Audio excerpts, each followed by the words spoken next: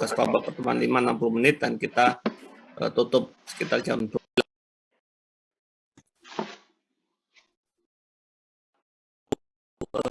Rujukannya ada 3 buku, saya kira ini buku bagus-bagus. Yaitu pertama adalah Coal Processing and Utilization, gitu ya. Yang kedua The Chemistry and the Technology of Coal. Yang terakhir adalah Process Chemistry of Coal Utilization, Impact of Coal Quality and Operation Condition, gitu ya. Jadi ini buku-buku dasar, gitu ya, untuk batu bara, terutama nanti kita lihat di sini adalah pemanfaatan proses chemistry ya, di bagian buku yang terakhir ini.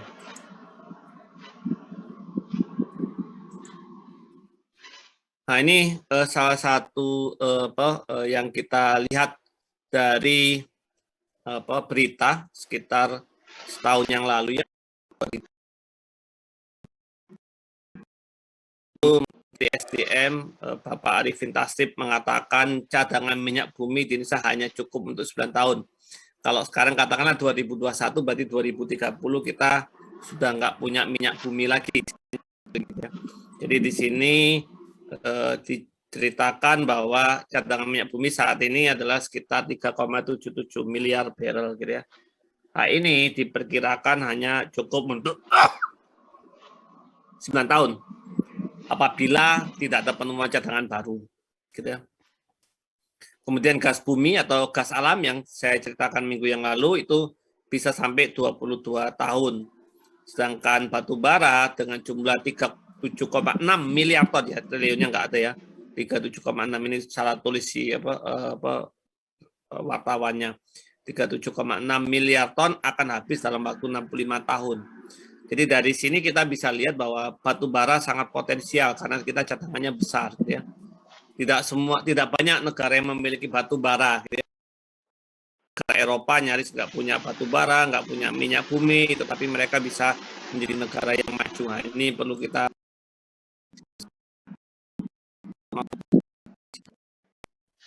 Nah, ini adalah impor crude oil dalam 1 tahun, gitu ya. Kalau kita lihat di sini, ini produksi kita, ini impor yang warna kuning, yang warna hijau, dan ini rasio ketergantungan terhadap impor, gitu ya. Jadi kalau kita lihat di sini, ini yang warna orange, gitu ya.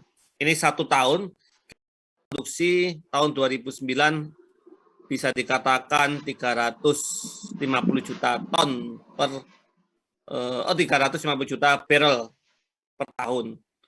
Nah, ini sekarang kita turun ya, mungkin punya di bawah ya, bahkan mungkin mendekati 250, sekitar 700.000 barrel per hari atau 250 juta barrel per tahun, gitu ya. Jadi kita lihat kita turun, gitu ya, laju produksi kita. Kita berharap sudah mulai turun lagi karena kita sudah mulai menggunakan sumber-sumber energi terbarukan juga, gitu ya. Sudah mulai menggunakan biomasa, crude palm oil juga digunakan untuk bahan bakar salah satunya, gitu ya, di biodiesel, gitu ya. Jadi kita sudah mulai melihat kesempatan untuk menggunakan bahan bakar dari sumber terbarukan. Nah, ini kalau kita misalnya katakanlah impor, ini bisa berapa ini ya kalau kita lihat di sini, katakanlah ya ini kelebihan ini mungkin kita katakan 100 juta barrel, bisa dikatakan ini 100 juta barrel per tahun dengan asumsi harga rata-rata ini berapa, gitu ya, jumlahnya, gitu ya. Ini saya asumsikan 400 juta kalikan mungkin sekitar 40 ya. Nah, ini seharusnya ini 160 triliun rupiah. Oh, ini 160. Ini 40 kali 400 kan sama dengan berapa itu? 16 juta ya. 16 miliar dolar, dikalikan 15.000 ya, hampir dekat inilah 240 triliun rupiah untuk impor minyak. Gitu. Jadi kita masih tergantung sama minyak luar negeri itu 35%. Ini tahun 2018, gitu ya. Saya kira ya mungkin kita masih 40%-an ya tergantung. Nah, kemudian dari sini kita bisa lihat proses produksi bahan bakar minyak BBM Indonesia sendiri. Ini produksi BBM dan kita impor BBM, kita tidak hanya impor crude oil, tetapi kita juga impor bahan bakar minyak. Salah satunya dari negara tetangga kita yaitu Malaysia, Singapura dan Thailand salah satunya gitu ya.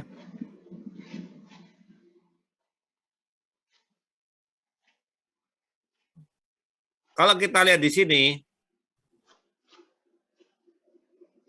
157 barrel per tahun dengan asumsi harga katakanlah sama dengan minyak 440 US dollar per barrel, maka di 90 triliun untuk impor BBM. Menurut saya lebih dari ini gitu ya. Menurut saya lebih gitu ya.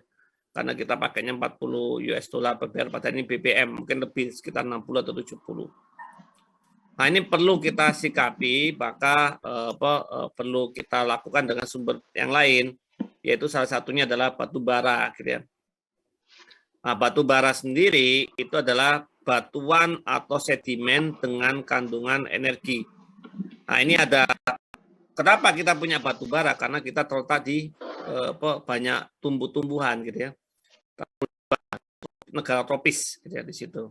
Maka kita banyak tumbuhan dan pertama awalnya menjadi gambut, setelah gambut menjadi brown coal atau batu bara muda dan berikutnya menjadi batu bara. Nah, batu bara ini hidrogen dan oksigen, mayoritas itu. Ada unsur-unsur lainnya kecil sama nitrogen. Nah, ini adalah cara analisa secara proximate. Jadi di batu bara itu ada dua macam analisa utama. Analisa pendekatan, yaitu berapa kandungan airnya atau massa terbangnya atau volatimeter, berapa karbon tetapnya, dan berapa abunya. Nah, ini bervariasi berdasarkan jenis batu baranya. Itu akan banyak mengandung fixed carbon dan sedikit moisture content sama es, dan fixed carbon dibandingkan karbonnya gitu ya. Volatimeter sama moisture content itu adalah mengisi pori-porinya. Ini air tuh mengisi pori-porinya, kalau volatimeter adalah gas yang masuk ke dalam pori-pori batu bara. Ada dua macam gas ya. Gas metan dan gas adalah CO2 dan N2. Ini belum tentu memberikan energi yang besar. Volatimeter inilah yang kalau kita bakar arang, dia masih mengeluarkan lidah api atau api, arangnya belum sempurna gitu ya. Arang yang bagus dua ini, fixed carbon sama abu. Jadi bentuknya bara, bukan lidah api gitu ya. Kalau Anda beli sate, ada lidah apinya, ada nyala api gitu ya. Nah, itu berarti dia masih mengandung tidak bagus sate gitu ya. Karena dominan di situ adalah konveksinya, bukan radiasi gitu ya, perpindahan panasnya. Nah, ini analisa ultimate batu bara. Jadi tadi adalah analisa proximate. Nah, analisa ultimate batu bara itu adalah analisa unsur. Berapa karbonnya, berapa hidrogennya, berapa nitrogennya, berapa oksigennya, berapa sulfur, berapa air, dan berapa abunya. Dan juga terakhir adalah nilai kalor. Nilainya seperti ini misalnya. Unsur C itu penentu sama unsur H. Sebisa mungkin unsur C-nya tinggi, sehingga itu akan menjadi sumber energi gitu ya. Anda bisa lihat di konten saya di YouTube saya, silakan di situ. Nah, itu ada penjelasan tentang pembakaran dari batu bara berdasarkan analisa ultimate. Nah, kalau lihat di sini itu dikonsumsi kalau sekarang kita ambil tahun 2000, kita produksi yang besar, yang kuning ini, ton per tahun. Tetapi kita ekspor warnanya hitam ini ya. Anda bisa lihat ini, nyaris hampir sebesar 275 juta ton itu diekspor. Kita sendiri yang konsumsi yang warna biru ini, kita juga impor kecil lah ya impor. Nah, jadi ada kebijakan ke depan, yaitu pemerintah akan mengurangi ekspor batu bara. Bara hitam ini akan semakin lama semakin turun. Memang akan ada kenaikan produksinya. gitu ya. Sehingga di sini akan meningkat. Ternyata bukan hanya buat bahan bakar, akan untuk berbagai keperluan dihasilkan gitu ya. Kita lihat di sini, nah ini pada saat ini batu bara di Indonesia 20 bahwa batu bara 80% ya kata sebagian kecil untuk itu sebagai reduktor, untuk pabrik pupuk, tekstil ini, industri ya ini katakan ini naik ya mungkin apa ada saya belum ada gitu ya. Mungkin pabrik pupuk pun digunakan sebagai pembangkit seperti yang di PKT gitu ya. PKT pun untuk menghasilkan steam bukan untuk proses gitu ya. Kertas ini, nah ini yang lain-lain perlu diteliti kembali gitu ya. Kenapa kok ada pengguna batu bara yang di luar item-item ini gitu ya. Apakah itu untuk keperluan-keperluan lain, misalnya ada keperluan untuk industri makanan gitu ya, peternakan gitu ya, yang peternakan ayam gitu ya, menggunakannya untuk penghangat gitu ya. Nah, itu kan bisa kan seperti itu. Nah, kita lihat dulu yang pertama adalah yang di PLTU. PLTU 1. Nah, ini adalah gambaran untuk PLTU. Jadi kalau kita mau Anda lihat di pembangkit misalnya di Suralaya gitu ya, yang kita punya itu terbesar se Asia Tenggara, itu datang tongkang atau pelabuhan namanya jeti gitu ya, itu datang dari Kalimantan atau mungkin dari Sumatera, masuk dan ditransportasikan dengan menggunakan belt conveyor masuk ke area cold stock yard, yaitu tempat penampungan atau tempat penyimpanan batu bara. Biasanya umumnya nanti dikasih penutup atasnya untuk supaya tidak terkena air gitu pada saat hujan. Tidak menata batu bara supaya sesuai. Ya harapannya adalah first in first out, yaitu batu bara akan untuk pembakarannya. Jangan sampai batu bara lama disimpan. Karena apa? Karena bisa kualitas self sendiri gitu ya. Setelah itu ditransportasikan gitu ya menuju yang namanya coal bunker. Nah, ini coal bunker ini menyimpan batu bara sebelum dia di mill, sebelum dia dikecilkan, dihancurkan, ukurannya kecil gitu. Tapi di sini coal bunker ini tidak akan dalam jumlah banyak. Kenapa? Karena berbahaya kan tadi saya bilang bisa nyala sendiri. Maka ditransportasikannya disimpan di sini mungkin berapa hari aja gitu, dalam berapa hari gitu ya. Untuk kapasitas tertentu aja. Enggak banyak gitu. Nah, kemudian batu bara yang sudah halus didorong oleh udara namanya primary air fan. Didorong ke sini. Nah, disinilah yang dinamakan dengan boiler. Terjadi proses pembakaran, batu bara dibakar dengan bantuan namanya FD fan, yaitu udara yang bertekanan di sini, forced draft fan. Nah, kemudian udara ini menghasilkan gas panas, energi panasnya dimanfaatkan untuk menghasilkan steam yang merah-merah ini gitu ya. Nah, sehingga daya keluar di sini nantinya menghasilkan steam masuk ke turbin. Nah, gas panasnya itu kemudian ditangkap abunya, abu terbang ya, elektrostatik presipitator, yaitu digunakan statik dengan energi listrik, maka ditangkap debunya. Tangkap debunya masuk ke fly ash silo, baru bisa digunakan untuk pabrik semen atau dibuang. Gitu. Sekarang udah banyak digunakan untuk pabrik semen. Gitu. Kemudian kenapa ini bisa bergerak, bisa ke sini? Karena ada indus draft fan. Jadi ini dihisap, namanya indus kan menghisap. Jadi kalau ini mendorong, kalau ini juga mendorong, nah kalau ini menghisap, jadi dihisap ditarik ke sini. Nah setelah dihisap, ada dua kemungkinan. Kalau kita katakan batu bara kita jelek, banyak sulfurnya, maka harus lewat namanya proses flue gas desulfurization plant di sini. Nah, baru masuk ke sini sehingga nanti keluar ke udara, ke lingkungan sekitar, misalnya sekitar pembangkit, dia bersih dari emisi-emisi yang berbahaya.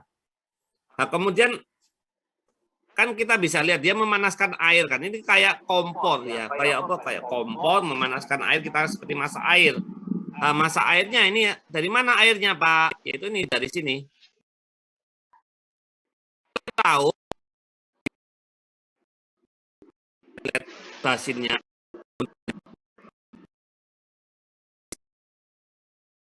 ini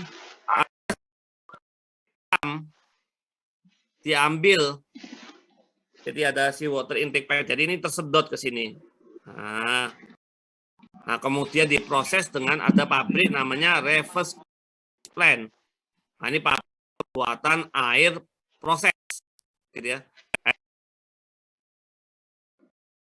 Kemudian difilter, ada tank, baru masuk ditambahin kimia-kimia menjadi edemin. Edemin itu kayak air yang sangat bersih sekali dan tidak ada partikel-partikel yang membahayakan.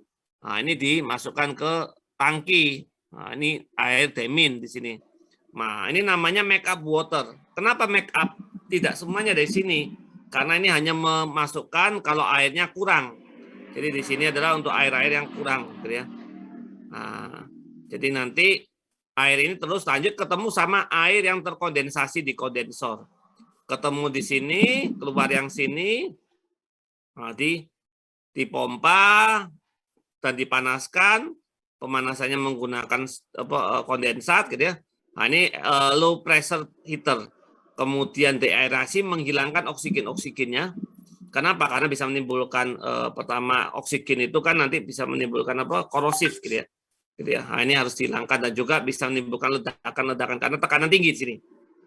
Nah, ini ada boiler feed pump, kemudian masuk pemanas yang high pressure, lewat ke sini. Nah, ini feed water, terus di sini hadiah ke ekonomi awalnya, yaitu memanaskan di sini, dipanaskanlah air itu sebelum masuk ke steam drum. Nah, dipanaskan masuk ke steam drum, kemudian dia ke sini, nanti ada yang menjadi balik ke sini teruapkan. Uap ini masuk ke high pressure atau intermediate turbin di sini. Mulai menggerakkan turbin, menghasilkan kerja, low pressure turbin menghasilkan kerja lagi, baru dia gunakan kerja itu digunakan untuk mengenerate listrik. Nah, baru listriknya ditransformasikan dibawa gitu ya ke sana. Itulah yang terjadi prosesnya. Nah, kemudian ini kan ada kondensor, mendinginkan. Mendinginkannya pun pakai air laut. Maka kenapa pabrik-pabrik pembangkit itu rata-rata ada di pinggir laut. Kayak di Suralaya itu di pinggir laut. Karena memakan air laut. Gitu. Kalau air sungai kayaknya nanti takutnya pertama merusak lingkungan. Kemudian yang kedua, terbatas jumlah air sungai itu. Gitu ya. Kalau air laut kan banyak. Dan menurut saya juga misalnya airnya agak hangat dibuang ke laut gitu ya, itu masih aman gitu ya, karena akan tersebar. Tapi kalau air hangat Anda buang ke sungai, sungainya nanti biota sungainya akan banyak yang ya maksudnya kena air panas itu kan akan meninggal gitu ya, seperti gitu ya. Nah, ini sama prosesnya, ada inlet basin tadi sama, baru dipisahkan di sini ya. Nah, ini ada cooling water pump, dipompa. Nah, ini masuk ke sini, kembalikan, ini muter-muter aja terus sini. Ada sebagian yang dibuang ke laut ya, ada yang sebagian dibuang ke laut gitu. Nah, itulah yang terjadi. Tentu ada proses kalau air laut biasanya dibuang ya, nanti diambil lagi gitu ya. Jadi tidak didinginkan seperti kalau misalnya kita lihat ada pabrik-pabrik tentu ada cooling towernya gitu ya. Nah, kalau umumnya pabrik-pabrik yang di pinggir laut itu langsung airnya dibuang. Tapi pemerintah punya aturan bahwa air yang diambil dari laut sama yang dibuang kembali ke laut tidak boleh lebih dari 10 derajat Celcius. Gitu. Kenapa? Karena mengamankan.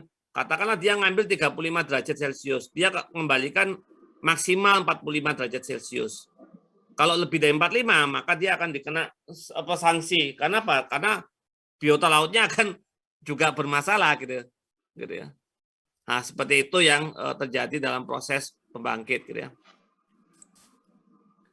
Nah, ini ada jenis-jenis pembangkit, saya berikan penjelasan.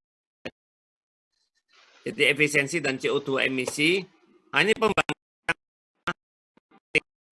itu efisiensinya katakan 35%. Ini ada supercritical udah mulai banyak, ultra supercritical mulai ada di Indonesia, HE ini mulai dikembangkan. Anda bisa lihat makin tinggi efisiensinya. Gitu ya. Nah, ini udah kemarin dihitung kalau kita 500 megawatt itu bisa saving dana operasional batubara yang cukup besar gitu ya. Ini kemarin udah dihitung sama waktu kelas 1-nya gitu ya. Kita lihat.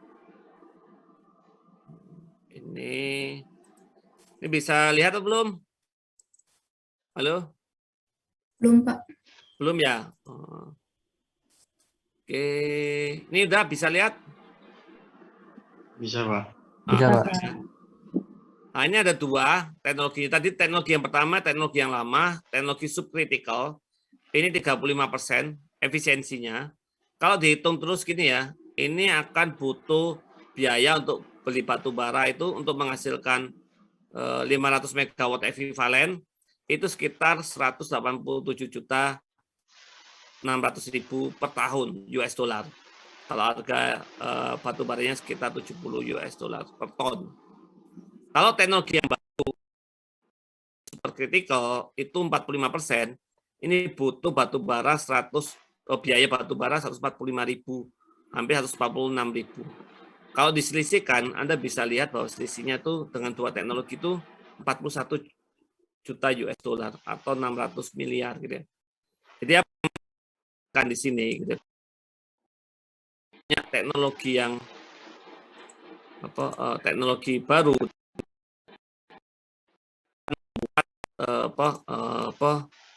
biaya operasionalnya lebih bagus, lebih murah lah ya istilahnya. Dengan waktu teknologi itu akan kalau banyak menggunakan akan lebih murah gitu ya. Selain itu Anda bisa lihat CO2 yang dihasilkan karena kita menggunakan batu bara yang lebih sedikit, maka CO2 yang untuk teknologi baru itu turun relatif turunnya berarti hampir 10% ya turunnya gitu emisinya gitu. Dan ini penting karena apa?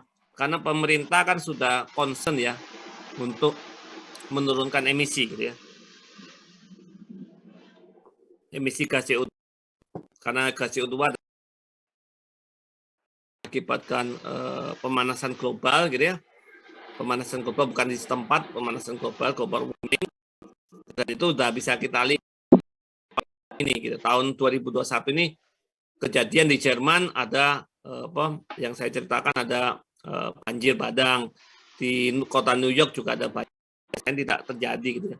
Berarti memang laju pencairan es gitu di kutub selatan ataupun kutub utara itu sudah mulai meningkat karena adanya kenaikan derajat sekian derajat, mungkin 1 atau 2 aja udah lumayan mencairkan es gitu ya. Nah, ini adalah gambaran teknologi. Jadi ini plant thermal nilai efisiensi itu pada awal itu mungkin ini ya, cuma 0,5%.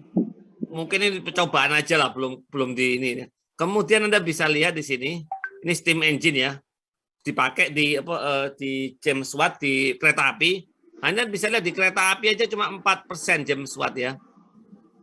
Bahkan power station yang pertama di titik C ini, gitu ya. Anda bisa lihat ini paling 10%, gitu ya, 10%. Atau ini mungkin ini ya, nah, ini masih belum tinggi juga. 3% malah ya, sama berarti ini yang titik ini C ini di sini. Gitu. Nah itulah kondisi pada saat awal, gitu ya, masih menggunakan steam engine, gitu ya, kayak mesin yang menggunakan tenaga uap, PLT bukan PLTU, mesin uap istilahnya ya, James Watt ya. Nah itu sampai tahun 1900. Baru tahun 1900 sampai 1950 sudah ini generasi yang pertama gitu, simple Rankine cycle. Nah, ini yaitu 42 tekanannya, 42 atmos ATM dan temperaturnya 450. Ini mungkin ya juga terkendala dengan material, yaitu tempat steam drumnya ya. Baru dengan perkembangan ilmu material, udah mulai ada regenerative cycle 127 atmosfer.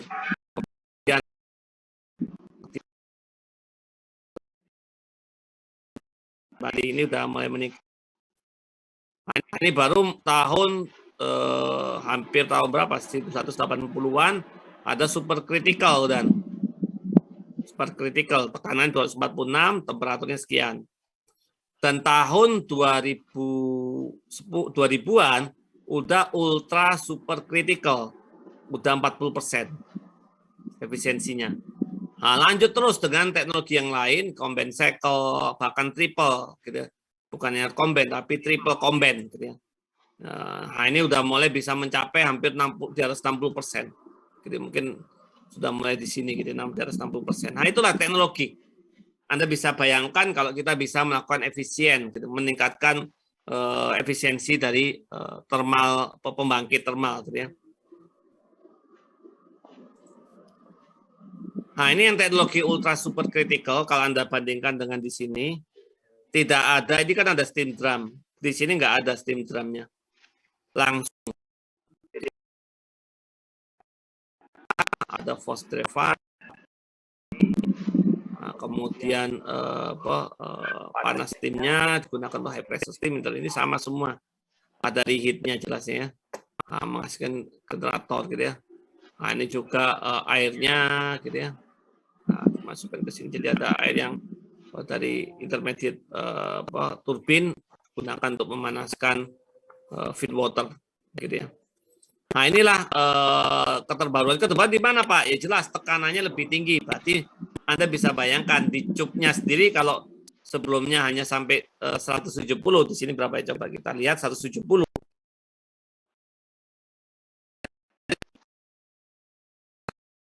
300 ATM. Tinggi sekali gitu ya. Nah, ini yang penting kita harus lakukan gitu ya. Dengan ilmu material jelasnya.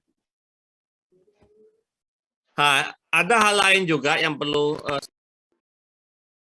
sekali berbicara, bahwa kita harus mulai mengubah kebiasaan menggunakan LPG gitu ya.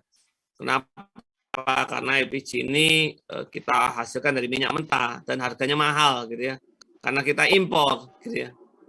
Nah, jadi minyak ini dari pengolahan crude oil, dikilang minyak, dan gas LPG ini kenapa namanya liquid fat petroleum, karena di sini ditekan hingga seperti cairan nantinya gitu ya. Dengan volume yang kecil tapi punya energi konten dengan per kilogramnya bagus gitu. Ini hampir 50.000 kilojoule per kilogram. Nah, apa yang mau saya jelaskan di sini, Anda bisa lihat di sini, ini adalah bagaimana kita impor LPG gitu ya. Jadi ini domestik LPG, ini impor LPG. Impornya sudah jauh lebih banyak dibandingkan produksi. Mungkin dulu masih orang tahun 2008 kan konversinya itu masih orang banyak menggunakan yang bahan bakar lain, tapi sekarang hampir sebagian besar kita ini menggunakan LPG, dan akibatnya apa? Ya akhirnya mengimpor LPG dari luar gitu ya, untuk penyediaan bahan bakar domestik khususnya di rumah tangga gitu ya.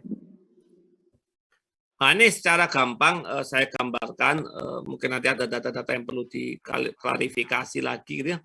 Dengan kandungan energi untuk LPG 12 gitu.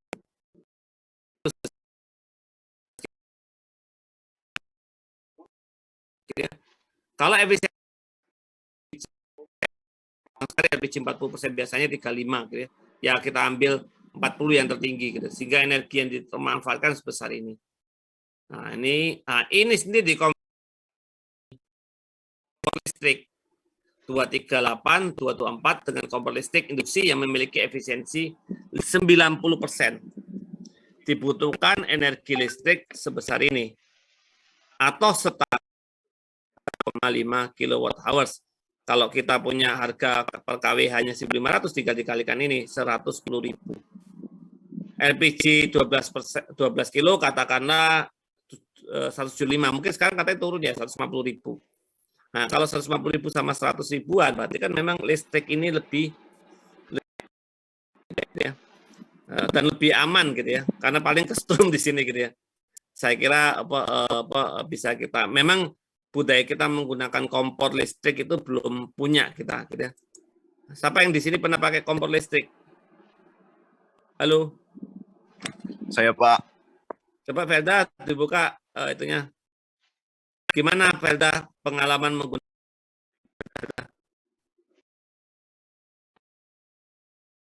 Lebih gampang pakai gas lagi gitu. Anda kompor listriknya yang 11, yang induksi. Kenapa Pak? Kompornya seperti yang saya sampaikan di sini, yang induksi ini. Iya Pak. Kalau induksi itu udah ada kayak orang udah ada smartnya ya. Kita mau masak air, pencet ini aja gitu ya. Kita mau manasin makanan, pencet ini aja gitu ya. Kemudian kita mau buat kayak grill atau apa ya, pokoknya berat-berat, pencet ini gitu ya. Nah, nanti ini di sini kelihatan temperaturnya, gitu ya. Seperti itu. Saya punya 2 workshop. Ya. Jadi, saya memang concern sekali bahwa Indonesia harus berubah, gitu ya. Berubah dari kompor LPG ke kompor listrik harusnya, gitu ya.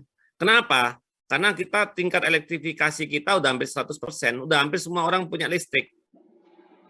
Gitu ya. Jadi tidak perlu digotong-gotong gitu. Kalau Anda gini kan Anda gotong-gotong namanya itu apa? Molen tabung LPG gitu ya. Masa Anda bisa bayangkan produksi LPG-nya adanya di mana? Katakanlah di Balongan, di Cilacap, dibawa ke arah Baya gitu ya. Gitu ya. Harus dibawa pakai transportasi tertentu kan, truk atau apa gitu ya. Tapi kalau listrik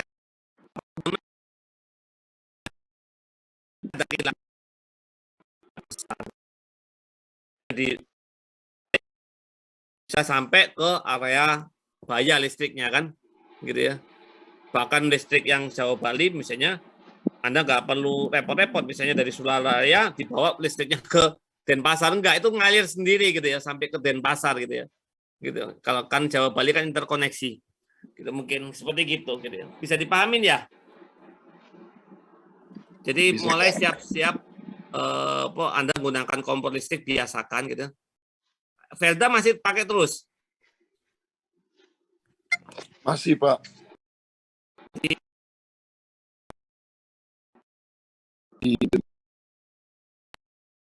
Tapi kompor gas masih ada? Masih juga Pak. Buat cadangan ya? Ya. Ada lagi yang punya pengalaman pakai kompor listrik? Halo? Saya Pak. Mana nih, siapa nih? Saya mau tahu nih. Bentar Pak. Buka ininya, Anjeni Sita. Coba di... Bentar. Ya, silakan. Iya Pak. Oh, suaranya putus-putus ya, kabarnya nggak jelas juga. Iya Pak, jaringan saya lagi jelek. Gimana Jenny? Oh, kalau saya mah bukan yang kayak yang Bapak jelasin, tapi yang ada puterannya, tapi kompor listrik gitu loh Pak. Oh, kompor listriknya masih belum induksi berarti ya? Masih Ya. yang kawat ada wire-nya ya? Iya. Yang masih ada wire-nya, nanti ada merah-merahnya itu ya, maksudnya. Halo, Anjani? Iya Pak, saya udah jawab Pak. Ya nggak apa-apa itu nanti kita memang awalnya dari sana. Sekarang orang teknologi yang berkembang, salah satunya menggunakan induksi. Jadi kalau kompor induksi pancinya khusus, harus panci induksi gitu ya di situnya, gitu ya.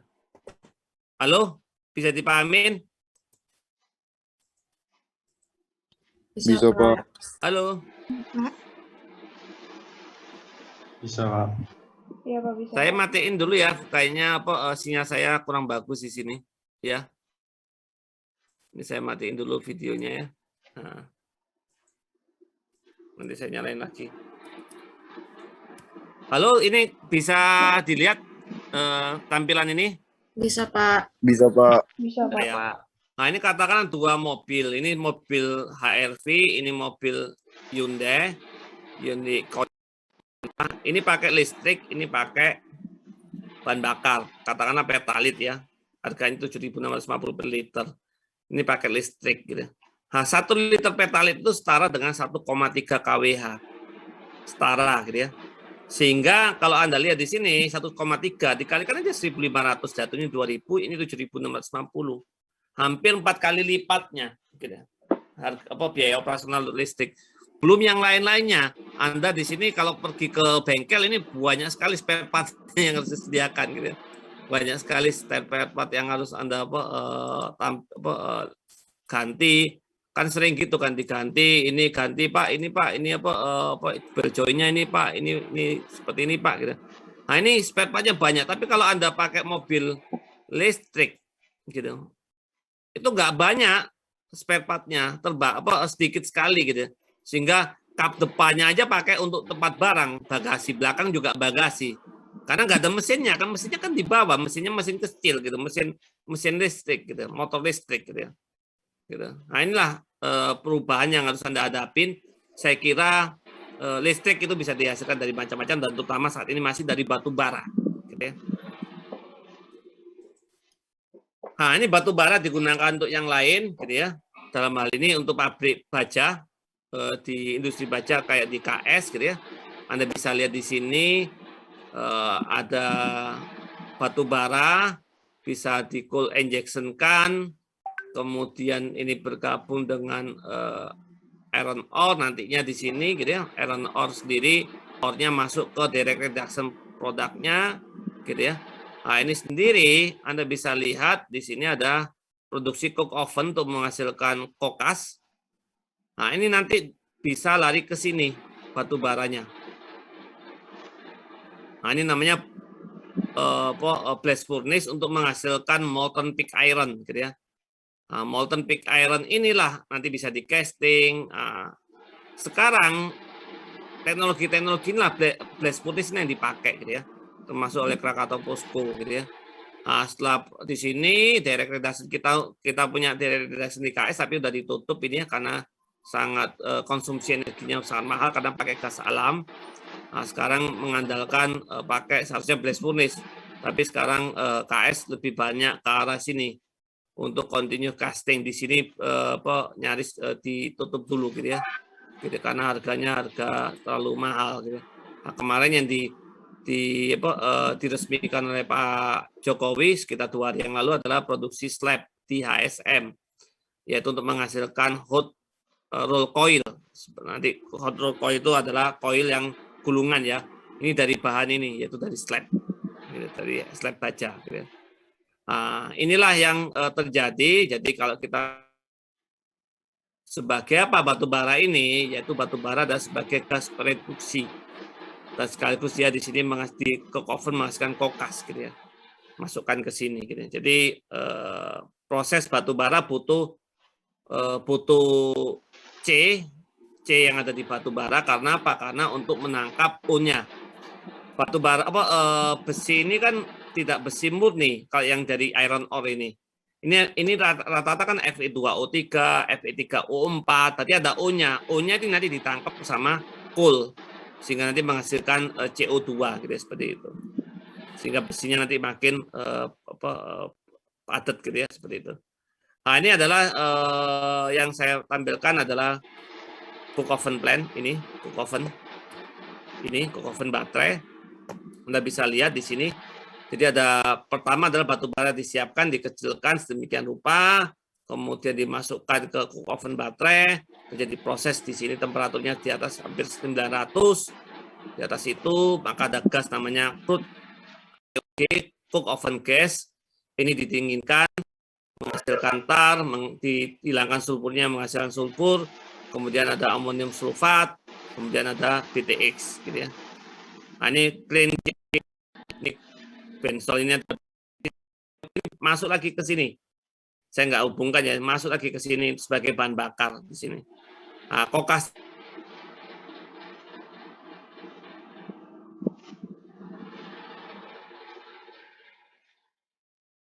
450, 3 kali lipat dengan proses gitu. Itulah gunanya orang teknik kimia. Orang teknik kimia dalam merubah dari harganya batu bara coking coal 150 US dollar per ton, tetapi kokasnya yang dihasilkan itu 450 US dollar per ton. Anda tinggal hitung aja. Saya punya produk antara, yaitu produk antaranya apa? Ini amonium sulfat, sulfur, tar, benzol. Ini kan juga mahal, gitu ya. Lumayan lah seperti itu. Dari sini ada yang ditanyakan dulu sebelum kita lanjut ke bahan kimia dari batu bara. Saya tadi nanyain Velda dan jawab sama-sama apa tadi Anjani ya. Saya kasih Velda tadi menjawab yang listrik tadi, kompor listrik. Coba Velda, nomornya berapa ya Velda ya? 95, Pak. 95 kelas A. Velda Akram ya namanya ya. Iya, Pak. Tadi satu lagi siapa namanya? Anjani ya? Halo? Iya, Pak. Anjani. Anjani Siva Nabila Fitri ya. Iya, Pak. Oke, 69. Oke, ada yang ditanyakan silakan sebelum kita lanjut. Pak Punten, izin bertanya. Ya, ini siapa yang bertanya? Salsabilah Akmalia Aufa, Pak. Salsabilah nomornya berapa ya? NPM-nya? Ya, 101. 101. Kok nggak ada ya? 01, Pak. Oh, 01.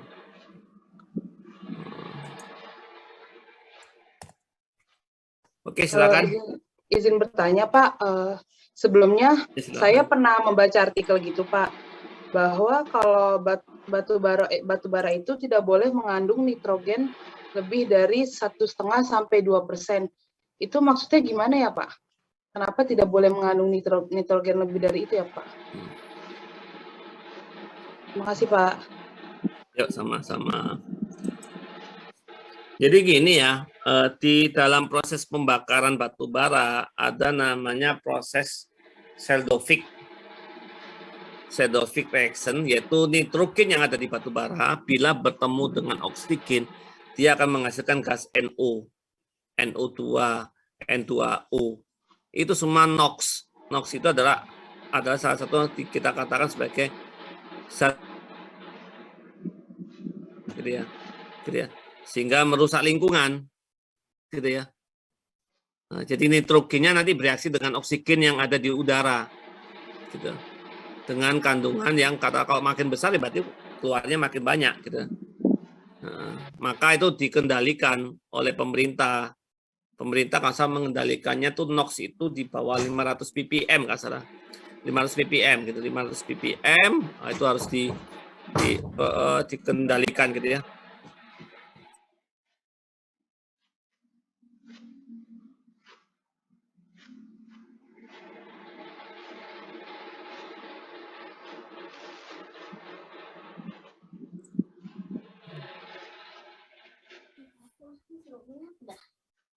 Oke, Dek, ditutup, Dek. Bisa dipahami lah kita. Salsabila Amali Aufa. Bisa, Pak, bisa. Terima kasih, Pak. Halo? Bisa dipahami apa enggak? Tadi dengar apa enggak penjelasan saya ya? Dengar, Pak, bisa. Cuman agak putus-putus sedikit, Pak. Oh, putus-putus, saya ulangin ya. Jadi Iya, Bu. di batu bara itu tadi saya perlihatkan di sini.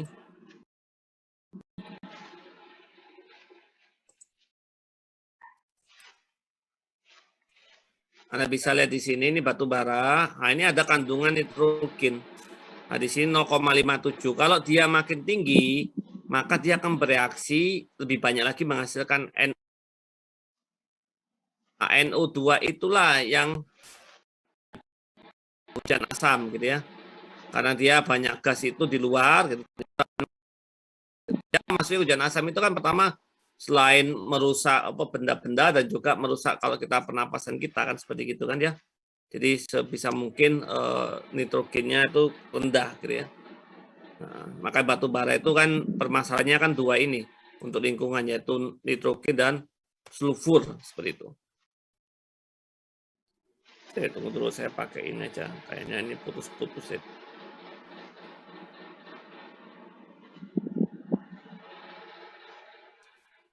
Ada lagi yang ditanyakan? Saya pakai teteng dulu. Halo? Pak, mau bertanya? Ya silakan. Ini udah mulai deh. Mudah-mudahan. Siva Kanifa, ini nomor berapa Siva? Punten Pak tadi Syahnas juga ya. Nomor 63. Siva nomor 63 Pak. 63 ya. Oke, silakan. Ya Pak, waktu itu pernah ada berita bahwa pemerintah tuh ngeluarin dari kategori berbahaya dan merusak lingkungan. Nah itu bagus.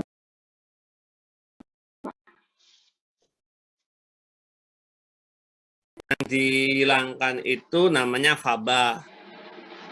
FABA itu FABA, fly S, bottom S. Kalau Anda lihat di sini. Nah, biar saya lihatin dulu, biar Anda apa yang dimaksud di situ. Nah, di proses untuk pembangkit ini ada dua produk di sini abu, yaitu pertama bottom S, yang satunya lagi adalah fly S itu di sini. Nah, ini fly S ya. Ini adalah bottom S keluar dari bawah, fly S yang terbang dan tapi ditangkap oleh elektrik presipitator di sini. Gitu.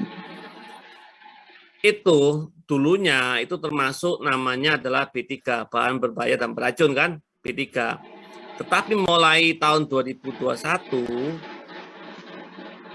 itu dikeluarkan dari delisting namanya, dikeluarkan dari daftar B3 di pemerintah Indonesia. Kenapa? Di negara lain itu FABA itu malah jadi bahan baku, gitu ya. Aneh, Indonesia aja sendiri, di negara Amerika di mana-mana itu ini. Kenapa? Kalau kita masih dalam bentuk B3, berarti nantinya PLN kalau mau membuang bottom S, itu malah membayar. Misalnya dibuang ke dapat sama Suralaya itu bayar gitu loh. Nah, kan aneh kan, padahal itu masih dipakai gitu loh sama perusahaan semen gitu sebagai bahan baku gitu untuk. Nah, maka pemerintah membuat ini membebani PLN, keuangan PLN. Gitu. KPK waktu itu menemukan hal ini, gitu ya. Jadi KPK mensurati Pak Jokowi untuk disarankan di Kementerian KLHK untuk delisting, dihilangkan daftar itu. Dan alhamdulillah itu dihilangkan, karena itu nggak bagus juga. Karena apa? Sebenarnya kan abu batu bara ini, nanti saya jelaskan, abu batu bara ini manfaatnya banyak sekali, gitu ya. Bukan hanya kalau sekarang kan tradisional kan buat konstruksi, buat gitu ya. Padahal banyak. Bahkan yang saya tahu salah satu kalau saya punya Suralaya itu abu batu baranya itu pernah diteliti oleh NASA. Ternyata itu dijadikan komposit untuk pesawat ulang-alik. Gitu. Mosok kita udah buat hal-hal yang modern, kita masih membuat itu sebagai limbah B3 gitu. Saya kira harus perlu ditelaah.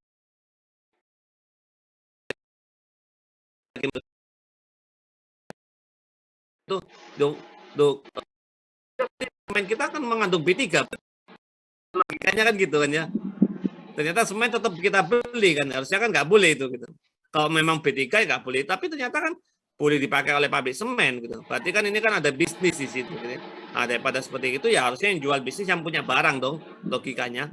Yang punya barang siapa? Pembangkit. Pembangkit yang menjual ke pabrik semen. Bukan pabrik semen dapat uang dari pembangkit karena termasuk B3. Kalau kita buang B3 kan harus bayar kepada orang yang menampung. Paham ya Siva ya? Paham Pak, paham. Terima kasih Pak. Ya sama-sama. Sana. Tadi kan Saya tunggu dulu nomornya berapa Sanas? 94 Pak. 94. Sanas Fathia Kharisma. Ya. Tadi mau nanya Pak, kenapa perusahaan besar gitu ya, yang tadi dekat dengan air laut Pak? Soalnya tadi Pak jelasin suaranya putus-putus Pak. Oke, Maaf Pak. ya. Ini bisa dilihat ini.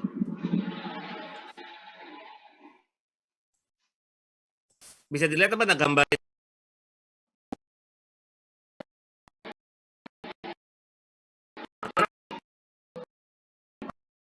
Itu harus dari dekat dengan laut. Karena ini pertama masalah transportasi batu bara.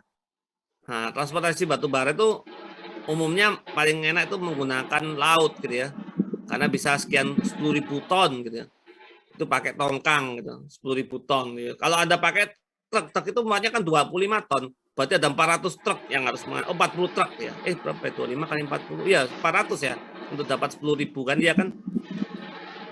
Nah, jadi kan lebih hemat gitu ya. Satu tongkang aja, sekali tongkang, kemudian mereka punya alat untuk bongkar muatnya pakai ya kayak orang garuk gitu ya. Nah, itu cepat sekali gitu ya. Gitu ya untuk membongkar gitu 10.000 ton tongkang gitu. Nah, itu pertama karena ini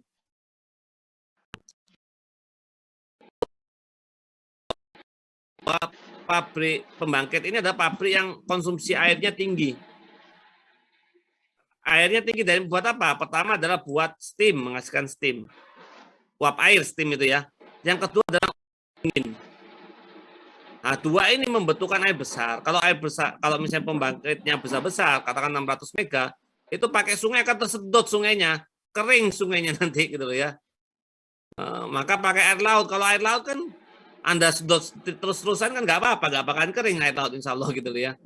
Kalau kering ya kiamat lah gitu loh. Gitu. Ya, paham ya? Bisa dipahamin? Bisa Pak, makasih Pak. Ada lagi yang mau bertanya? Satu lagi terakhir.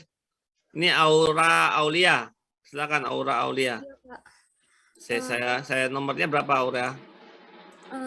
67. 67 Aura Aulia Dinanti ya. Iya, Pak. Silakan. Pak, tadi kan tingkat produksi LPG di negara kita itu kan rendah ya, Pak ya. Lebih banyak mengimpor dari luar negeri ya, Pak. Padahal kan negara kita itu kan banyak menghasilkan minyak bumi gitu, Pak. Itu tuh emang yang diproduksi, minyak bumi yang diproduksi buat LPG itu emang sedikit atau emang gimana gitu, Pak? Ya, Pak. Nah, ini kan gini. Kan Anda perlu tahu bahwa di pabrik pengolahan minyak bumi itu kan bukan hanya menghasilkan LPG kan. LPG itu malah sedikit yang kita butuhkan sebenarnya kan di situ gasolin gitu. Gitu ya, bensin lah gitu istilahnya. Sehingga ini kan kalau Anda mau pun enggak semua dilarikan ke LPG, maka bensinnya nggak ada, orang nggak bisa transportasi nanti gitu loh. Nah, maka salah satunya adalah gasolin aja sama ini penduduk kita itu banyak. 270 juta ton. 270 juta orang. Kita punya kita punya 6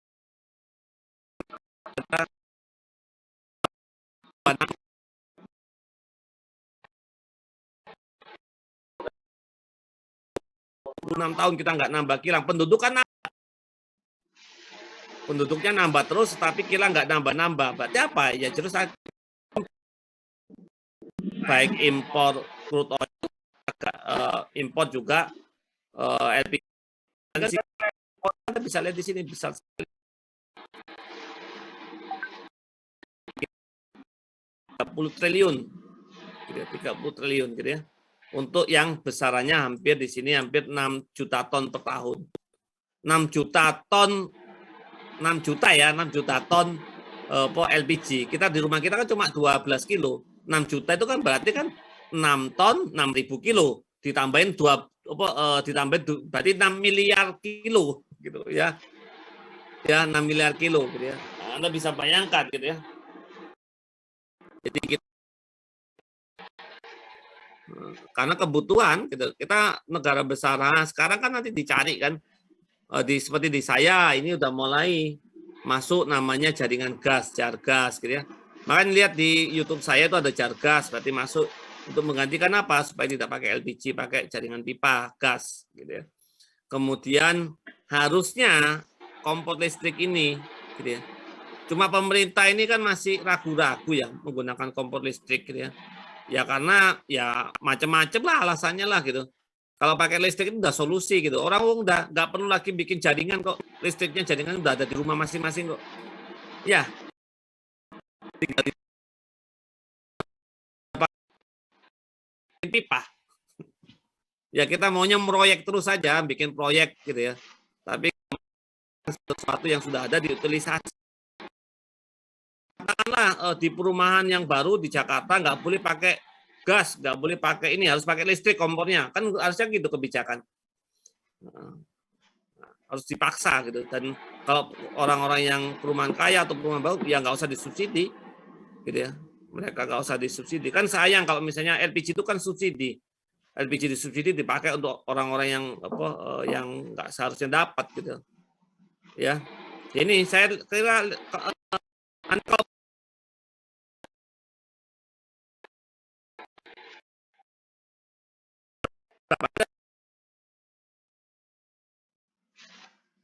setrika berapa? Coba ada yang dekat rumah, coba dilihatin setrikanya, dibaca situ. Berapa daya listriknya? Coba saya tungguin 5 menit, ada yang di rumah. Coba lihat dilihat, nggak apa-apa. Sok jalan ke tempatnya setrika itu berapa dayanya. Coba lihat.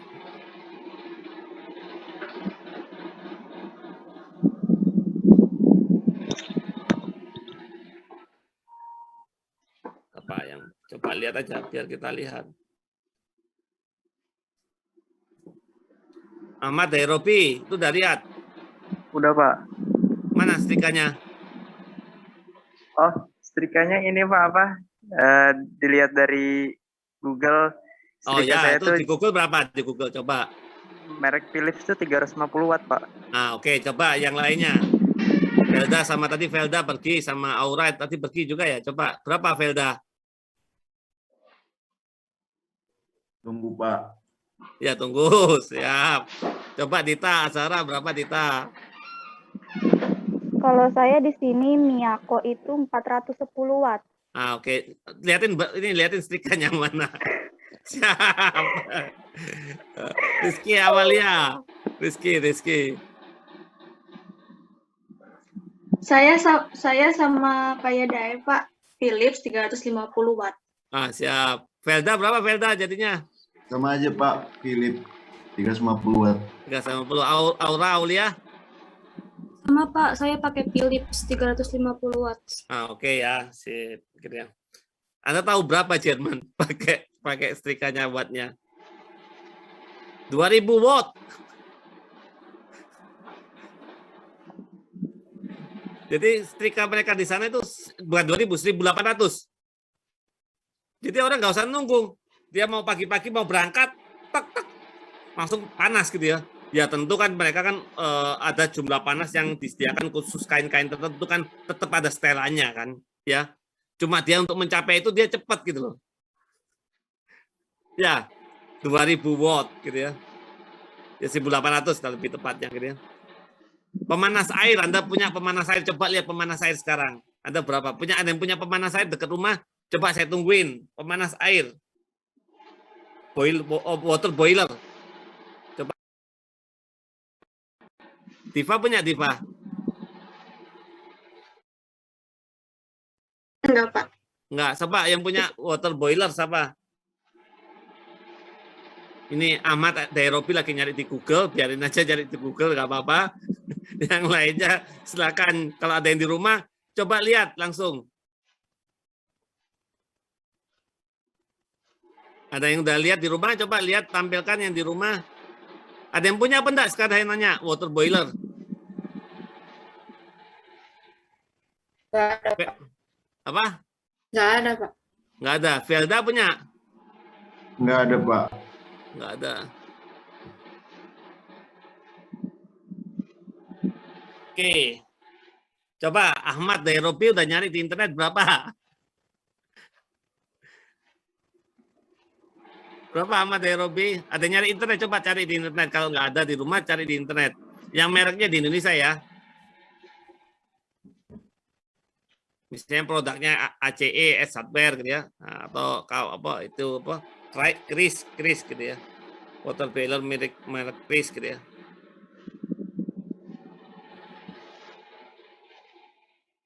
Coba ada yang pernah masak air apa enggak? Masak air dengan menggunakan listrik. Ada nih Pak. Siapa? Bulan pernah? Enggak, ini nyari di internet. Berapa Bulan dayanya? 200 watt Ariston. Nah, Mereknya Ariston Nano. Ahmad berapa Ahmad dari Robi? Ini Pak, dari Crispo 1500 watt. Nah, itu udah mulai Crispo. Tapi itu di Indonesia. Iya Pak, ada di Tokopedia. Oke kan 1.500 gitu ya. Coba Anda lihat gitu. Dulu waktu saya di Jerman 2.000 watt. Karena di sana apa? Listrik tidak terbatas gitu, unlimited gitu loh. Silakan pakai berapa aja gitu ya. Gitu ya. Karena apa? Aktivitas gitu, membantu aktivitas. Misalnya Anda mau pergi kerja, mau masak air panas, mau bikin kopi. Kalau Anda cuma tadi yang ada 200 watt gitu ya. Katakan rata-rata sekarang itu 400-an ya dayanya ya. Yang pakai itu. Kalau yang tadi yang Ahmad Eropa itu khusus itu 1.500. Jarang sekali Indonesia punya 1.500. Katakan enggak apa-apa gitu 1.500. Kalau dulu yang pakai 400 itu bisa waktu butuh 15 menit. Tapi kalau Anda pakai 1.500 cuma butuh waktu 3 menit, 2 menit udah selesai gitu untuk 1 liter gitu ya. Jadi kan cepat bikin kopinya kan. Gitu, pagi-pagi. Nah, orang sana udah berpikir efisien seperti gitu gitu ya. Makanya listrik itu paling penting gitu ya.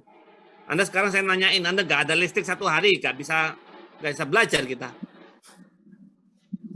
Iya kan? 1 hari nggak ada listrik gitu ya. Udah Anda nggak bisa ngecas HP gitu ya. Gitu nggak bisa ngecas HP, Anda nggak bisa update status gitu ya. Seperti itu kan ya. Nah, ini penting sekarang listrik itu. Sekarang listrik bisa dijadikan sebagai salah satu kebutuhan pokok gitu ya. Seperti itu. Bapak kayak gini bukan Pak?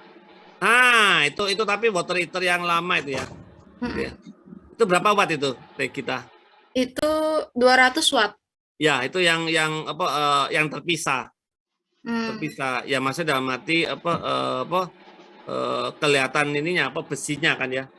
Gitu ya. Iya Pak. Kalau sekarang kan tinggal nyolokin plug gitu ya, ngeplak gitu ya, seperti gitu. Saya kemarin baru beli juga yang Philips 1.200 watt kan salah. 1.200 gitu. Ya karena punya saya rusak gitu. Akhirnya saya beli aja langsung online kan. Sekarang beli online cek gitu. 2 hari, bukan 2 hari sih, 1 hari udah nyampe barangnya. 1 hari udah nyampe gitu ya. Kemudian saya kan beli yang lama itu kan mereknya Brass, punyanya ACE kan, Hardware kan ya. Saya bawa ke Hardware di Cilegon. Pak, servis Pak, ini Pak. Akan dites di sana ternyata bisa dipakai lagi gitu. Jadinya akan punya 2 jadinya gitu loh. Jadi ya sekarang kan maksud saya gampang sekali kita di marketplace gitu ya. Butuh gini langsung beli gitu ya. Ya saya lihat harganya nggak mahal kok gitu ya. Saya kira gitu kan ya. Ini harga segini ya udah beli aja gitu ya. Ya saya kira inilah kita perlu sekarang listrik lah saya kira ya. Listrik ini penting. Pagi ini saya baru dapat postingan dari salah satu profesor di UI gitu, teknik kimia, postingan di grup, akhirnya saya komentarin gitu. Dia bilang bahwa 2040 konsumsi listrik kita bisa hampir 2 kali lipat dari sekarang. Bukan 2 kali lipat, 2,5 kali lipat. Sekarang kita 1.100 gitu ya, kilowatt hours per kapita per tahun. Diperkirakan nanti tahun 2040 itu udah hampir 3.000, hampir 3 kali lipatnya. Kenapa? Karena kompor listrik udah banyak pakai. Kemudian nantinya mobil listrik udah mulai banyak gitu ya. Makanya Anda sekarang mulailah memahami tentang listrik gitu ya. Ya nggak usah listriknya, tapi memahami cara produksi listrik. Ternyata teknik kimia. Saya memperlihatkan ini itu untuk memotivasi Anda gitu ya. Coba Anda lihat di sini.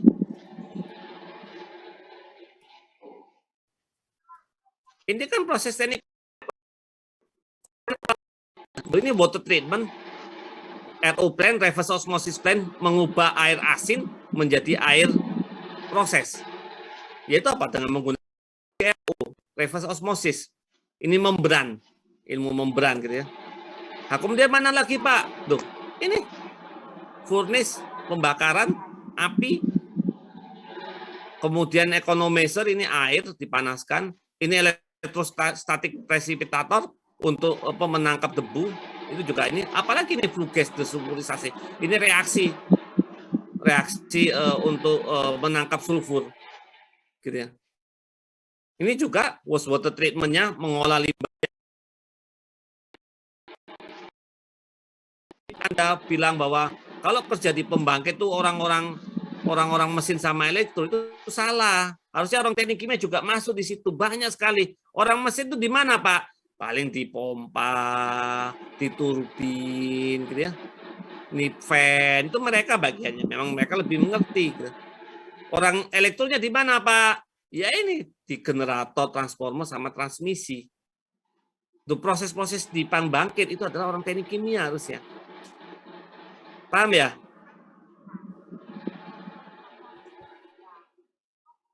Oke, kita lanjutkan. Sekarang saya ceritakan yang lain. Nah, ini ternyata batu bara itu bisa digunakan bermacam-macam. Bukan hanya untuk batu bara, untuk ini, untuk kokas jelas. Untuk minyak heavy oil bisa. Untuk BTX bisa, benzen, toluen, silen. Gitu ya. Nah, kita lihat lagi lebih rinci di sini ya. Nah, ini batu bara, ini Anda bisa lihat batu bara bisa dijadikan bahan kimia. Selain buat listrik ya. Di mana Pak prosesnya? Inilah proses gasifikasi. Jadi mengubah batu bara dengan menggunakan oksigen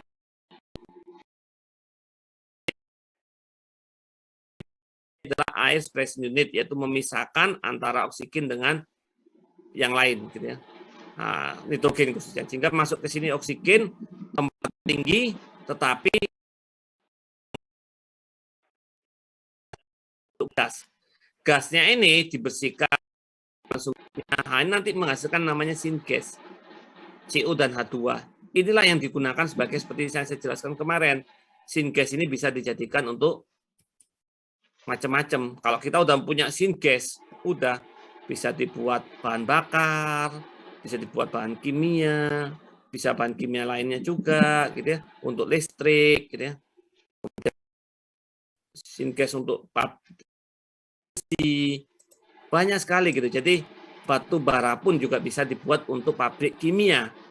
Di Indonesia belum ada. Adanya di mana Pak? Di Cina ada banyak. Maka nanti tugas kelompok ganjil adalah mencari teknologi-teknologi yang batu bara coba kembangkan gitu ya. Nah, ini Anda lihat salah satunya ini. Jadi dari batu bara diubah menjadi DME. DME ini adalah apa? Dimethyl ether, merupakan senyawa yang bisa berfungsi sebagai bahan bakar pengganti LPG. Jadi DME inilah nanti batu bara ini bisa digunakan untuk menghasilkan DME. DME ini menggantikan LPG. Seperti apa Pak? Ini loh karakteristiknya. Nilai kalornya memang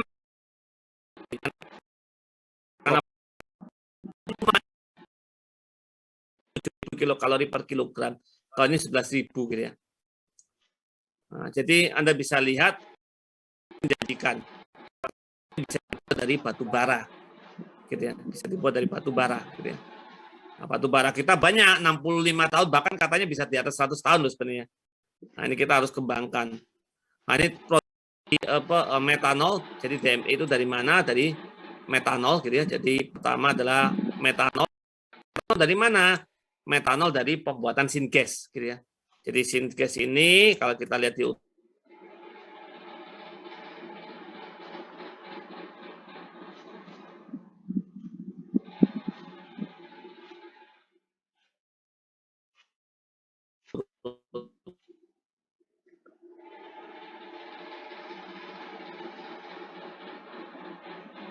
urutan sini itu kemudian DME gitu ya, DME nolnya katakanlah dengan laju alih sekian 546 km per jam menghasilkan DME 273 km per jam, sisanya adalah air gitu ya. Nah, ini Anda bisa lihat dari batu bara dibuat ke syngas, syngas dibuat ke metanol, metanol dibuat ke DME. DME inilah yang nantinya jadi bahan bakar pengganti LPG gitu ya. Nah, kemudian bisa juga batu bara diubah menjadi urea. Nah, nih. Loh, kok bisa, Pak? Oh, ini udah banyak di Cina. Jadi batu bara dipersiapkan, digasifikasi, kemudian direaksikan dengan water, namanya gas water reaction. Jadi syngasnya, yaitu khususnya CO-nya direaksikan, dibersihkan, CO2-nya ke sini. Nah, ini Anda bisa lihat hidrogennya bereaksi dengan nitrogen dari expression unit menghasilkan amoniak. Amoniak masuk ke urea plant, menghasilkan pabrik urea. Kan kemarin gas juga sama kan dari gas alam. Gas alam, nah inilah yang membedakan tuh di sini. Nah, dengan pabrik gas alam. Jadi ada batu bara yang bisa digunakan untuk menghasilkan syngas. Itu kuncinya. Gitu ya. Nah, kemudian ada lagi batu bara jadikan pabrik petrokimia, yaitu olefin, jadi biji plastik. Nah, ini prosesnya. Jadi batu bara yang di sini sama seperti tadi, yaitu digasifikasi, water shift gas reaction, gitu ada pabrik metanol, gitu ya. Nah, metanolnya itu nanti diuraikan menjadi metanol to olefin. Olefinnya apa, Pak? Yaitu ini jadi propilen sama propan. Tahapannya panjang ya, cukup panjang ini gitu. Jadi metanol, ini Fischer-Tropsch gitu ya. Jadi Fischer-Tropsch ini adalah reaksi untuk menghasilkan cairan, salah satunya adalah pembuatan di metanol di sini gitu ya, seperti itu. Nah, ini dari Cina juga ada lihat siang, sumbernya dari orang Cina gitu ya. Makanya Anda jangan ngeremehin orang Cina itu apapun bisa gitu. Jadi apa ya, etos kerjanya tinggi gitu ya. Dan mereka punya penduduk yang cukup besar di atas 1 miliar, mungkin 1,2 gitu. Sehingga mereka nggak mikirin orang lain. Saya menghasilkan produk apapun buat rakyat mereka sendiri udah habis gitu ya. Nggak usah mikirin buat diekspor. Ternyata mereka rakyatnya dikerahkan untuk memproduksi massal. Ekonominya mereka sekarang maju sekali gitu ya. Gitu. Jadi Anda kalau mau belajar, saya tahun 2020 sebenarnya mau ke Cina gitu. Ternyata pandemi jadi nggak jadi gitu. Jadi mau lihat ini ya, Pak, lihat pamerannya punyanya Alibaba kan setiap bulan Oktober kan. Gitu ya, setiap bulan Oktober. Oh, bulan Oktober atau November ya? November. 11 kan. Tanggal 11 bulan 11 itu big sale gitu ya, ada pameran juga produk-produk Cina di situ gitu ya. Nah, sebelumnya juga ada pameran gitu ya. Nah, itulah yang Cina sangat terbuka gitu ya. Negara dia tahu orang yang datang ke sana pasti kalau tidak belanja atau investasi gitu ya. Nah, itu yang mereka inginkan gitu ya. Nah, ini Anda bisa lihat juga polyester dibuat dari sudah melakukan ini tahun 2019 beritanya ya. Bagaimana Cina bisa menghasilkan bahan kain dari batu bara. Nah, dia kan etilen glikol 1,5 juta ton etilen glikol, dan etilen glikol inilah yang nantinya menjadi bahan fiber serat gitu. Glikol nanti menghasilkan serat ya, seperti itu. Sekarang orang sudah mulai melirik yang lain gitu. Dan dulu kan konvensionalnya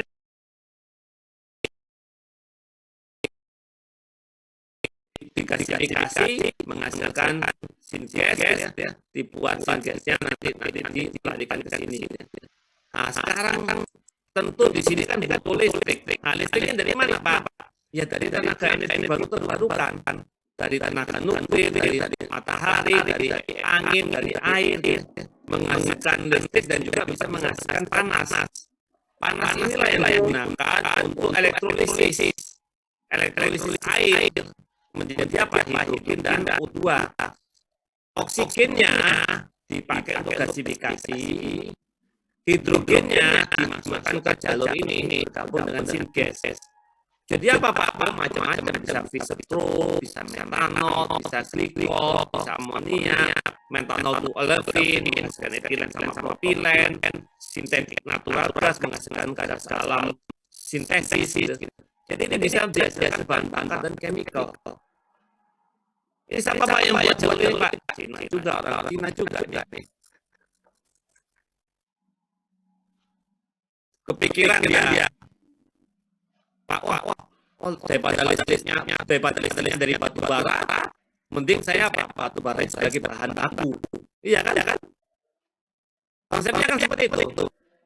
Jadi daripada saya kan kalau yang lama-lama kan gini.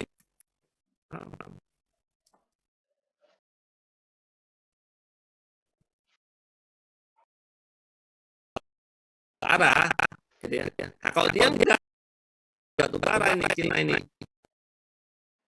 Listrik ini dari energi baru nuklir, solar, dari wind solar itu bukan bahan bakar solar ini listrik matahari, wind, hidro, seperti itu.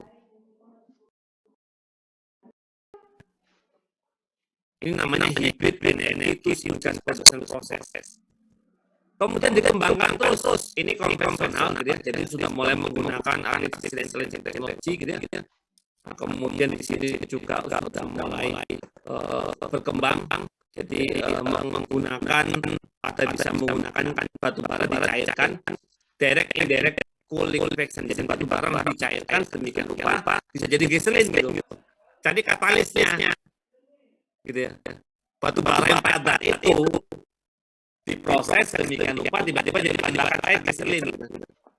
Nah itu teknologinya apa Pak? Ya salah satunya kan yang menemukan kan orang Cina. Kalau kita kan selama ini fisik pakainya. Jadi kalau orang kita pakainya ada jalur ini. Jalurnya ini sintes menghasilkan dengan fisik menghasilkan bahan bakar ini petroleum, diesel, gitu ya. Nah Cina udah mulai dengan cara dia nggak perlu pakai sintesan, langsung aja dia pakai direct liquid reaction dengan pakai apa? Pakai katalis. Nah, ini forward ini teknologi ya. Nah, dia kemudian integrasikan antara lainnya di sini ya. Bagaimana ini kan dia kan machine learning for efficiency and develop of catalyst technology. Jadi dia mengembangkan katalis. Katalis itu adalah suatu bahan untuk reaksi supaya dia bertempat reaksi dan reaksinya juga spesifik. Jadi ilmu katalis itu adalah ilmunya teknik kimia. Jadi di sini konversinya lumayan dan selektif. Jadi selektif itu adalah katalis itu adalah menghasilkan produk yang tertentu. Katalis A belum tentu sama dengan katalis B itu menghasilkan produk yang berbeda. Gitu. Gimana Pak katalis apa? Itu ilmu rahasia. Jadi di dalamnya ada komponen-komponen sedemikian rupa. Biasanya hanya nikel, alumina, silika, dicampur demikian rupa membentuk sesuatu campuran di mana nanti menjadi pusat aktif sehingga nanti material fluida misalnya katakanlah gas atau minyak lewat situ dia akan mengalami proses.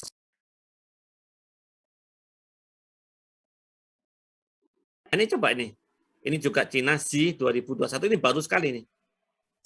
Ini dari kampus Shenhua Shening, ini Shenhua ini kalau salah Shenhua University ini direct cool liquefaction dikembangkan dari perguruan tinggi.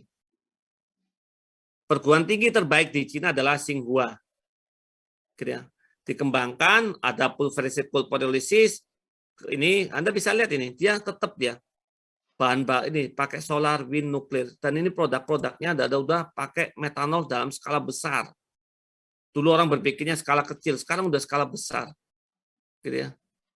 Ini udah menghasilkan bahan kimia, etanol sama glikol. Udah, ini bisa macam-macam lah ya produknya. Tadi yang ke arah polyester, ke arah tekstil gitu.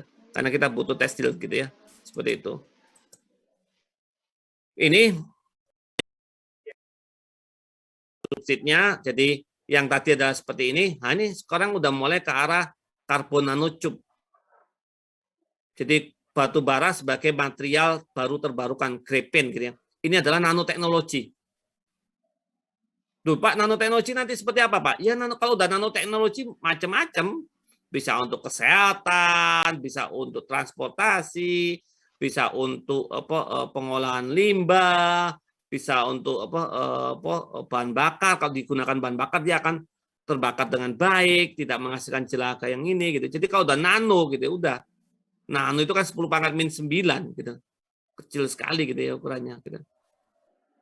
Nah, ini juga syngasnya udah ini masih biasa gitu ya. Nah, sekarang untuk tadi ya, yang nanya untuk pemanfaatan coal fly ash, yaitu abu terbang.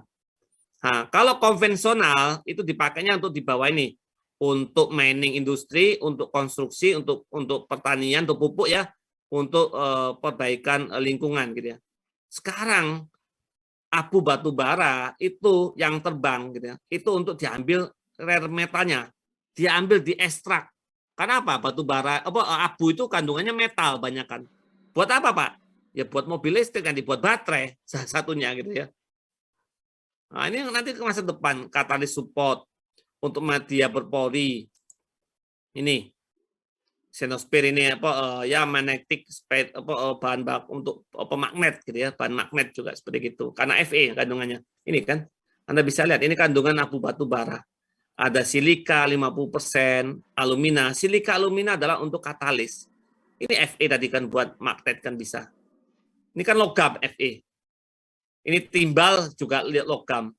Jadi ada logam-logam yang bisa diambil gitu ya. Nah, ini kan jauh Cina juga tahun 2015, udah 6 tahun yang lalu. Anda bisa lihat di sini jauh sendiri udah berpikir panjang di sini. Anda kalau saya lihatin di sini, nah ini bisa digunakan abu batu bara untuk keramik. Bahan-bahan keramik kan butuh banyak gitu ya kitanya. Misalnya nanti ke depan mungkin bisa buat gigi, implan gitu ya, untuk tulang ini gitu ya. Nah, ini mungkin udah mulai ke arah sana nantinya. Nah, ini katalis support gitu ya. Nah, ini recovery, Anda bisa lihat recovery. Recovery germanium, vanadium, gallium, titanium, aluminium.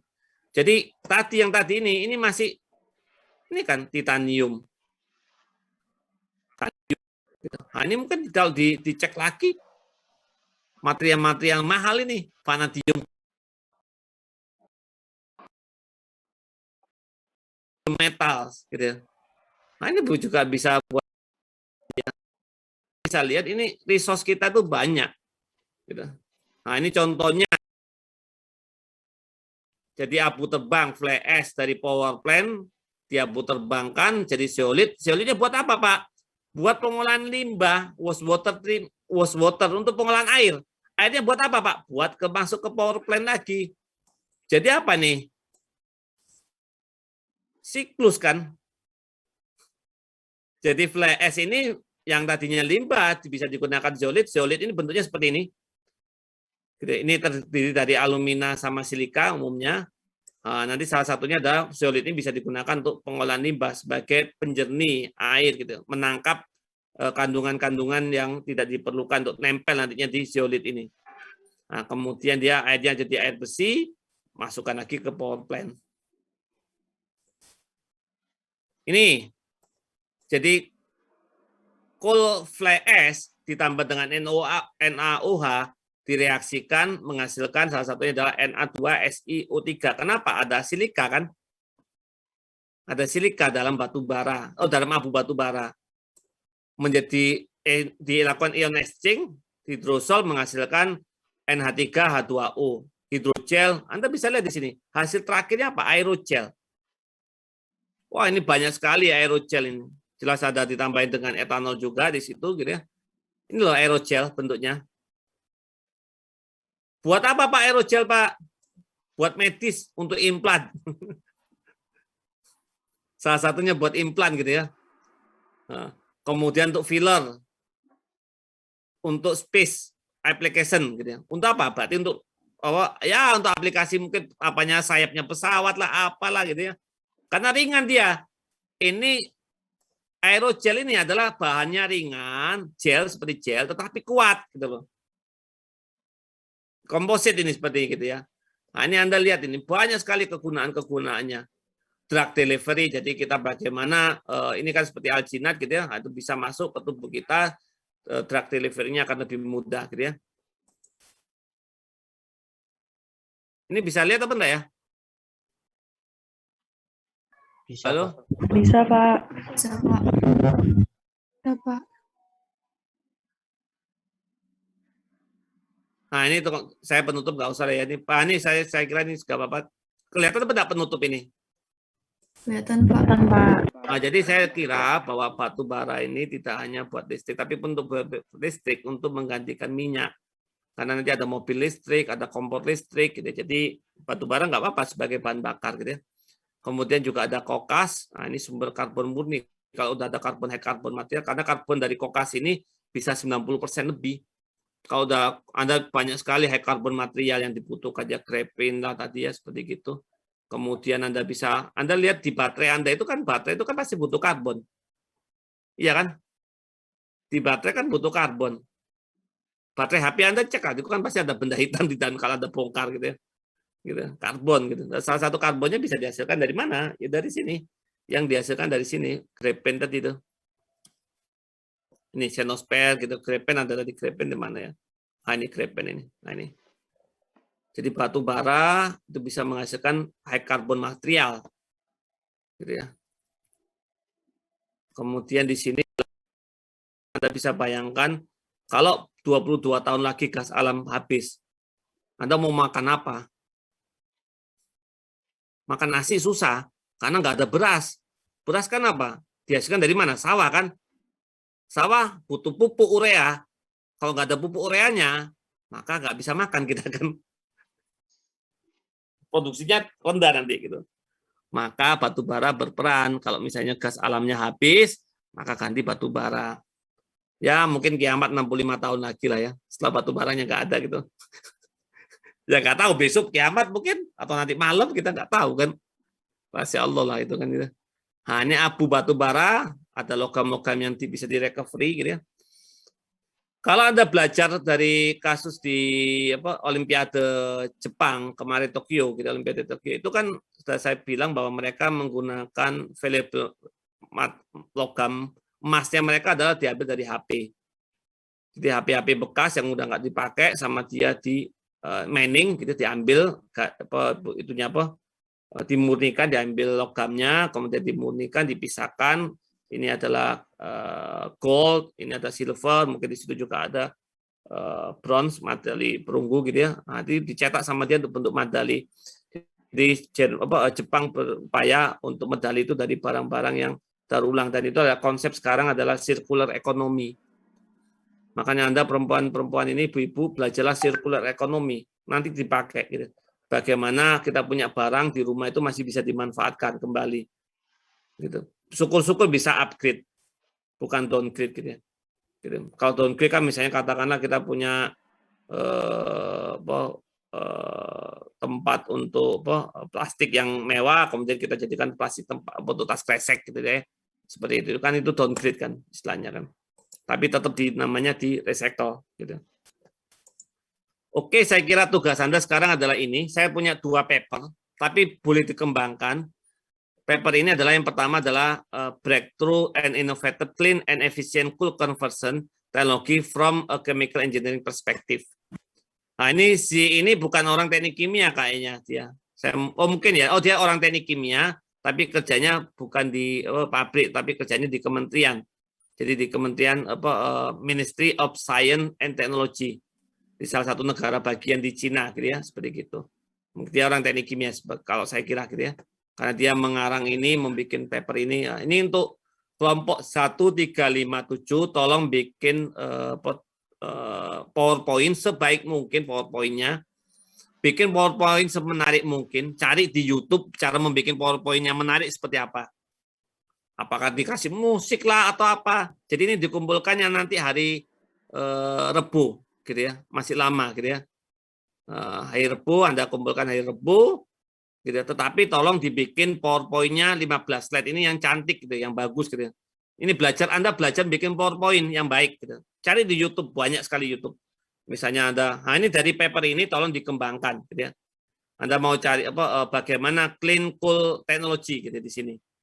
Jadi istilahnya judul besarnya di sini saya tulis saja ya biar enak ya. Ini salah satu papernya. Papernya bisa banyak ya. Paper lain cari aja atau tulisan orang lain cari. Ini nanti judul arahnya adalah Clean Coal Technology. Jadi teknologi batubara yang bersih gitu, atau lebih bermanfaat lah ya, gitu seperti itu. Nah, itu kelompok 1357. Kelompok berikutnya adalah kelompok 246. yaitu dia mengutilisasi abu batu bara. Nah, ini punyanya reviewnya nih dari Anjani nih. Ini lumayan ya, ini hampir 40 halaman gitu. Anjani RK Golaka ini kayak India nih, Pak. Tapi dia ngambil di Taiwan dia. Sekolah gitu ya. Nah, ini sama 15 slide ya. Jadi saya tampilkan dulu mana papernya, saya tampilkan papernya. Gold mineral ini, nah ini salah satunya. Saya tampilkan papernya, nanti saya kirimkan ya paper itu. Anda silakan dicek ya apa absensi ya, udah absen belum Anda? Ya jangan lupa absen karena kita udah jam 11 ya sekarang ya. Jam 11 lebih. Nah, ini papernya.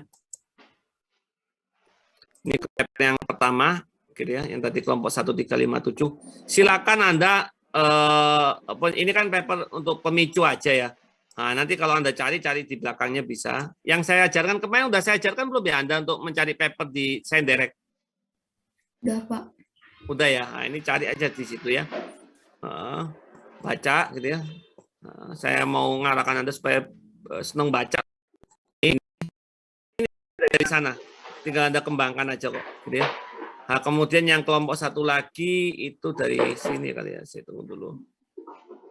Anjani. Kok nggak ada ya? Nah ini jadi Golaka. Ini kelihatan ya? Kelihatan, Pak. Kelihatan, Pak. Punyanya Jani ya kelompok ini. Ini lumayan banyak 36 halaman. Banyak sekali Anda dari paper ini aja ini udah ada referensi. Ini review paper gitu ya. Silakan. Jadi kalau kelompok 2 tujuannya adalah flat. Saya ini mungkin jangan ini ya. Apa full utilization aja. Ini flat apa as utilization.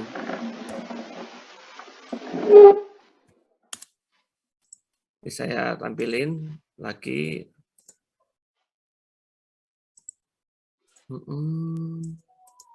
Ini jadi kelompok ini adalah pemanfaatan abu batu bara, pemanfaatan terbaru di sini ada.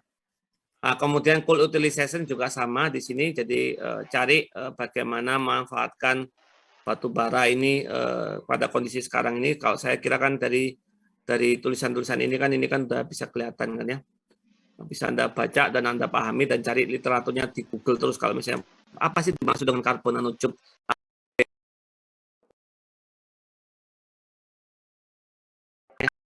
Gitu ya. Bagi silakan diskusi sampai jam ketemu lagi di sini gitu ya.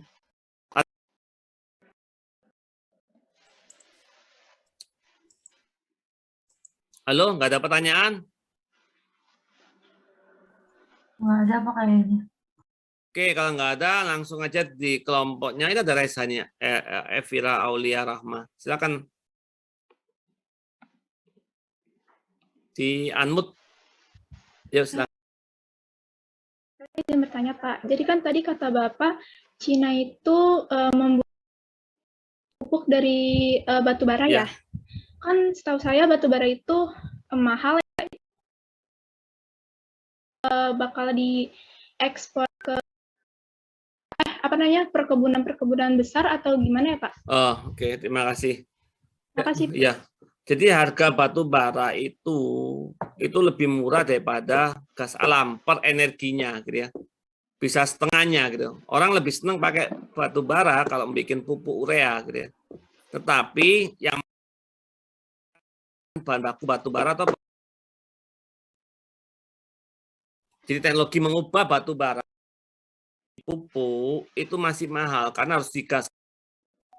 Jadi dari padat digaskan dulu, padatkan lagi gitu. Nah, tapi kalau gas alam udah gas lagi padat. Gitu. Jadi istilahnya di bahan batu bara sama gas alam lebih jelas lebih murah batu bara. Tetapi teknologi kita bisa lihat teknologi pembuatan dari batu bara dibandingkan investasinya lah maksudnya investasi pabrik urea pupuk alam lebih murah dibandingkan dari batu bara. Dari ekonominya kan faktor investasi sama faktor biaya operasional, bahan baku salah satunya. Pak. Ya, jadi harga batu bara murah daripada gas alam. Oke, kalau nggak ada untuk ini open, silakan Anda ke ruangannya masing-masing. Saya share